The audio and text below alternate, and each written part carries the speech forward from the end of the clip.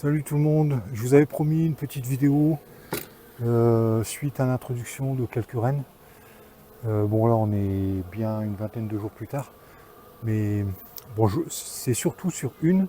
Pour ceux qui suivent mes vidéos, vous verrez, si vous la reconnaîtrez, c'est celle qui était en rayon de Kenyan, avec plein de fourmis. Allez, je cadre ça. Si ça veut bien tenir, oui, il va tenir le téléphone là. Bon, j'ai déjà regardé, puis je me suis dit, zut, j'avais promis une vidéo. Alors, je vais vous montrer quand même.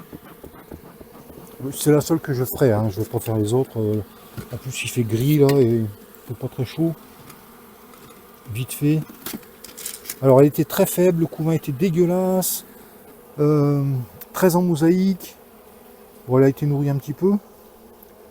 Bon, ici, il n'y a rien, il n'y a qu'un petit peu de réserve. Ici, le couvain, ça commence. Alors là, il est encore un peu en mosaïque, mais il est repondu partout dedans. Ça se verra peut-être pas à l'image, si. Je suis cadré un peu, je vois rien, moi. Et on va voir après qu'il y a des beaux cadres de couvain bien compacts. Voilà, celui-là, il n'est pas bien grand, mais il est bien compact. Voilà, c'est que la reine pond beaucoup mieux, et la colonie va beaucoup mieux. J'avais mis un coup d'oxalique aussi, hein. Bon, par contre, j'ai toujours pas résolu le problème des fourmis. Voilà, on peut voir que bon, c'est pas encore des très gros ronds de couvain operculés, mais il y a de la pompe partout quand même. Au niveau population, c'est pas terrible. Ici, c'est que des œufs et des larves. Avec un cétoine, voilà, qui est parti, c'est bien. Des œufs et des larves. Alors bon, à l'image, ça se verra pas, mais c'est tout pondu. Donc on a 1, 2, 3, 4. Bon, c'est pas des gros placards, hein, mais voilà, la colonie s'est bien remise. Le couvain est beaucoup plus compact. Malgré tout, elle chante beaucoup encore. C'est très bizarre. Voilà, on voit bien que le couvain est nettement plus beau, hein, que ce qu'il était l'autre fois, complètement en mosaïque. Donc cette colonie, aussi il n'a pas fini de bâtir, mais voilà, la reine est allée pondre jusque là. Ici c'est des larves, ça se voit pas, mais c'est des œufs et des larves. La reine pond très bien. Voilà, tout à l'heure je l'ai vu, là je sais pas si je vais la voir. Et là c'est un cadre de provision que j'avais mis. Ah bah elle est là. Voilà, ma reine, elle est marquée, je suis sûr que c'est ma reine. Elle a été acceptée, c'est bon. On est le 8. On est le 8 septembre. Et j'avais fait l'introduction que je dise pas de bêtises, je crois que c'était le 20 août. Voilà, donc cette colonie elle est sauvée. Moi, quand j'avais vu la dernière fois, je me disais oulolo, elle est malade cette colonie, elle va pas s'en remettre. Mais bon, j'ai quand même tenté une introduction de reine en me disant bon bah ce sera sa dernière chance. Et si elle s'en remet pas, eh ben, tant pis pour elle quoi. Alors là il me reste plus qu'à compléter les réserves. Là il y a de la population qui va naître. Elle va se remettre, on n'est que début septembre. Le lierre, j'espère qu'il va donner un peu quand même. Voilà, il suffit maintenant de surveiller les réserves et ce qu'il en est du varroa. Voir, bon apparemment là le couvain il est pas perforé, il a l'air bien quoi. Il faudra peut-être faire un test CO2, mais bon, je sais pas si je le ferai, hein, parce que franchement c'est chronophage et c'est bien d'en faire quelques-uns sur un rucher, mais faire toutes les ruches. Enfin bref, allez voilà, petite nouvelle, petite vidéo. À la prochaine. Salut. Salut. Nous revoilà sur le je vais essayer de faire un retour sur les pièges NAS. Voilà, ici on voit deux frelons asiatiques qui sont en train de grignoter du candy. Alors ici dans ce piège j'ai mis plusieurs appâts. Là dans le seau blanc vous avez un mélange de bière avec un tout petit peu de sirop de cassis. Il y a des frelons qui se sont noyés dedans. Ici dans la coupelle j'ai mis quelques lardons et de la soupe de poisson. Alors ça n'a pas l'air d'attirer grand monde. Il y a quelques fourmis, quelques guêpes. Alors hier il a plu toute la journée, hein, donc aujourd'hui il fait un peu gris. Alors ici dans l'autre coupelle j'ai mis il y a aussi quelques lardons et du hareng. On voit pas bien là, du hareng. Il y a une guêpe dessus. Et dans le piège, hier j'ai jeté un œil, il n'y avait rien.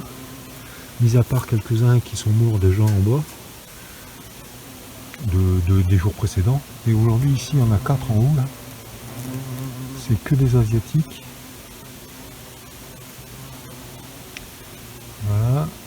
Et on va aller voir le deuxième piège qui est sur le même rocher, je coupe. Alors malheureusement ici il y a un papillon. Et là-bas il y a 3 asiatiques. 3 asiatiques. Et dans la coupelle, dans le seau, il y a alors des guêpes. Des guêpes, on dirait qu'il n'y a que des guêpes. Ici pareil, un peu de soupe de poisson qui n'a pas l'air de... quelques guêpes qui se sont noyées dedans, quelques lardons. Alors bon, je sais pas si ça les attire. De ce côté-ci, quelques lardons aussi. Et ici par contre j'avais mis du hareng. Et le hareng a disparu. Alors à savoir si il n'y a pas non plus d'autres bestioles qui viennent, je sais pas moi, des rongeurs, j'en sais rien. Enfin bref, en tout cas ici, voilà, c'est le piège que je vous avais filmé, que j'avais mis sur une caisse de rue, j'avais même mis une moquette. Et j'ai changé complètement le truc là. J'ai mis, voilà, j'avais des cajots en stock là. J'ai mis 2 cajots. Voilà, le seau il est au fond du cajot pour qu'il y ait plus de passage entre le seau et le cône. Bon voilà, apparemment bon ça marche, mais sans doute que ici la pression est pas très forte pour l'instant. Donc c'est tranquillou quoi. Allez, je coupe, on verra la suite sur les autres ruchers. J'ai aussi mis quelques pièges avec des bocaux comme ça, avec simplement une croix dans le couvercle. Alors, et là il n'y a que de la bière je crois. Oui, de la bière et un petit peu de grenadine. Le sirop de cassis, pardon. Et alors l'inconvénient de ça, c'est que c'est pas du tout sélectif. Et on peut voir que... Alors je vais ouvrir le couvercle, on verra mieux. Je coupe un instant. Voilà, et dans celui-ci, il y a 3 frelons asiatiques et beaucoup de guêpes. Et bon, alors ces petites guêpes là, elles sont pas bien méchantes, hein, et elles doivent quand même aussi jouer un rôle dans l'écosystème, quoi, dans la chaîne alimentaire. Alors c'est un petit peu con de les piéger. Donc ce type de piège, j'ai arrêté. Bon, j'aime peut-être pas les vider tout de suite, je vais quand même les laisser quelques jours, voir si il y a plus de frelons qui s'y prennent, mais je crois que je vais me contenter des pièges grillagés là. Allez, on voit la suite plus tard. Bon, j'ajoute à la vidéo quelques images du mélilot qui est en fleurs. Alors malheureusement ça fait 2 jours qu'il fait pas beau. Alors c'est le mélilot sauvage, hein, c'est pas pareil que le mélilot cultivé. Mais voilà, dans certains sous-bois il y en a pas mal. On peut voir là, voilà, ça et le lierre. Voilà. Si vous voulez bien faire beau, elle pourrait faire des réserves, quoi. Voilà, quelques petites images, hein. Je sais pas si par chez vous avez ça aussi. Voilà, c'était histoire de vous montrer sur quoi elles peuvent travailler en ce moment. Allez, à plus.